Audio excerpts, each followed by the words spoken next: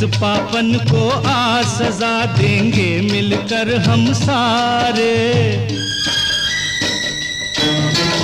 इस पापन को आज सजा देंगे मिलकर हम सारे।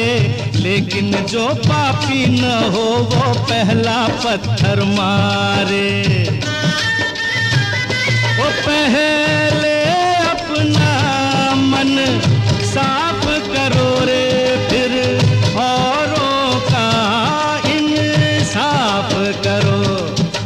यार हमारी बात सुनो, ऐसा एक नादान चुनो, ओ जिसने पाप ना किया हो, जो पापी न हो।